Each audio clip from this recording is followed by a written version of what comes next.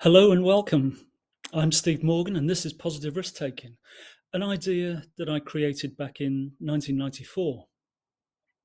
Since then, I've been developing it through my own practice, but also through Practice Based Evidence, which is a consultancy where I'm involved in training and practice development of a whole range of different types of practitioners in different types of teams.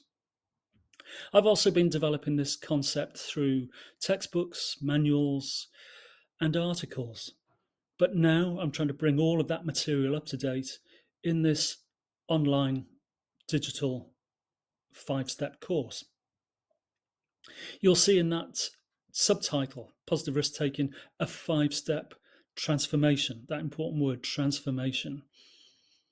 What I'm trying to offer you through the construction of these materials is a way of thinking about risk, thinking about risk assessment that is quite often defined in a negative way and perhaps aligned much more with the idea of filling in very complex risk assessment forms. So I want to move away from that bureaucratic approach to focus the attention very much more on what I think is the crucial function that we're trying to do in this work, which is to make clear and confident risk decisions. It's what we do in practice, it's what we do day by day. So, this online training course is structured into 5 modules. But before I go into the detail of the modules, when you look at the structure of the site below this welcome video, the first folder you'll see is something called module summaries.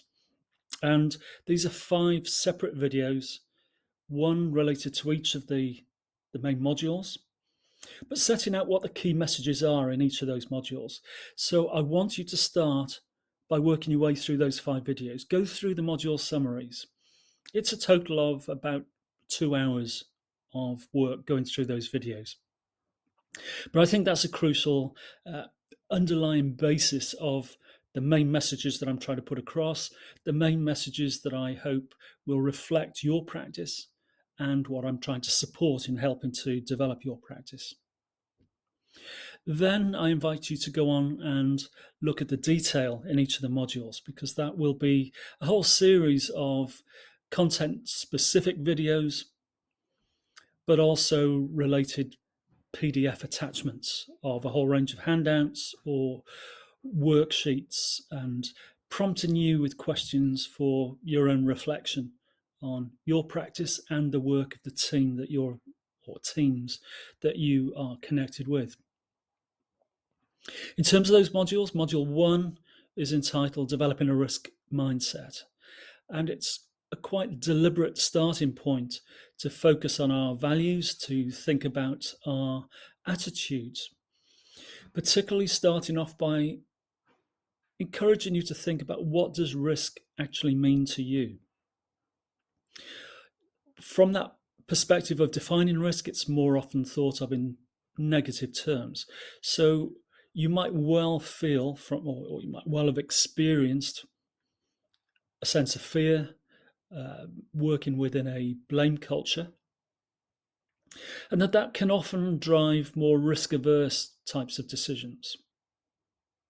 We're more focused on the fear of something going wrong rather than we are on what's the right thing to do, what's the right thing to support somebody to achieve for themselves.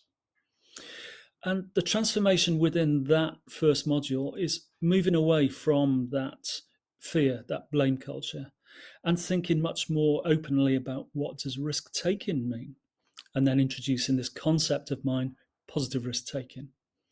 So it's moving from the negative to the positive.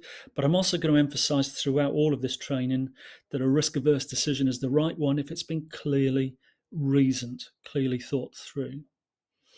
If we follow a clear structure in the way we think and the way we approach our work, I will argue that more often than not, we will put ourselves in a position to make some of those more confident risk taking decisions. So it's our risk mindset that is worth reflecting on, working on, to help us achieve what is some of the core content of this particular training. Module 2 is working with risk.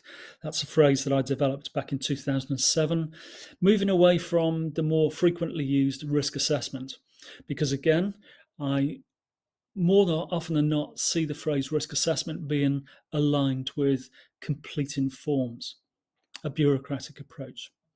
And in Module 2, I want to examine what we actually mean by risk assessment. What is it in practice? What's the distinction between a risk screening approach and a fuller risk assessment?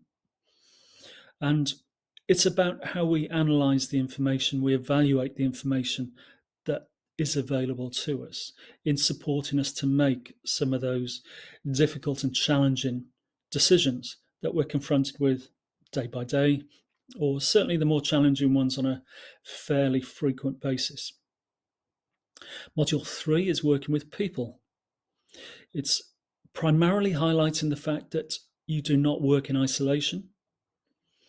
And when we are put in a position to make very challenging decisions on our own, that's where the early content of Module 1, that fear, the perceived fear of a blame culture, can drive us to be more risk averse. So working alone, we'll have to do that on occasions. You still have to make those decisions from time to time. But the message here is that in terms of risk-taking decisions, positive risk-taking, it will be supported.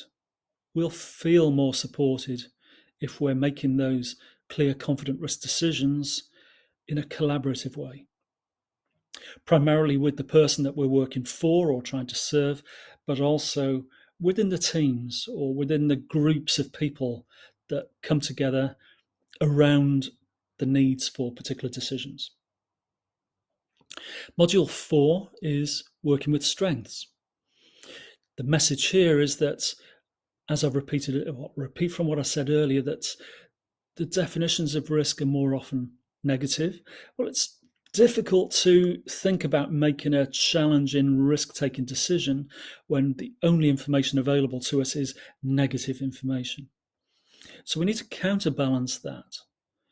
We also need to build that realistic picture of who a person is, and we're defined more by our strengths and what we can do than what we can't do, and the problems and the occasional difficulties and the occasional risks that are presented in a situation. So it's about looking at the capabilities, the abilities, the dreams, the wishes, those resources, those strengths within a person and around a person, bringing those in to support and underpin our confidence in the decisions that we're collaboratively doing with people. Module 5 is entitled Risk Decision Making, and it brings together all of the content from the previous 4 modules.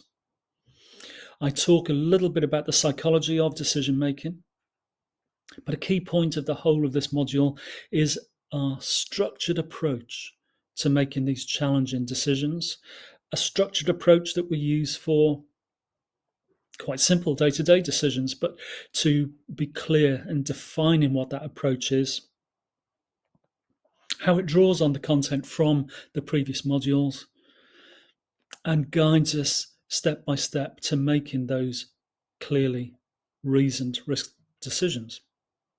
Here I'm talking about being able to achieve defensible decisions, not defensive decisions, and there's a very significant distinction there. So those are the 5 modules. Each of them is structured in a very similar way. They'll start off with their own welcome video, welcome to the module and its content.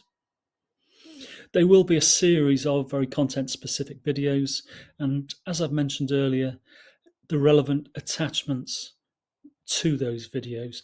But also, as you go through those, there'll be various questions that I'll pose to help you to reflect on the content and how you apply it to the work that you do.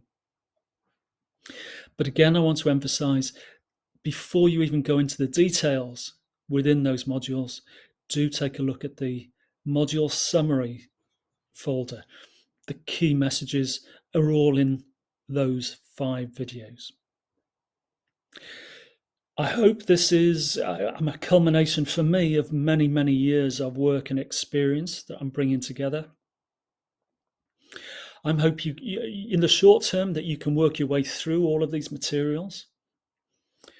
I'm going to estimate that to work through the whole of this content will probably take somewhere in the region of, let's say, 25 hours, give or take, depending on how much time you put into the reflection and thinking about the reading around some of the attachments.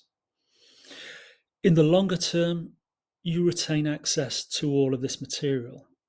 It's not time limited in terms of your access.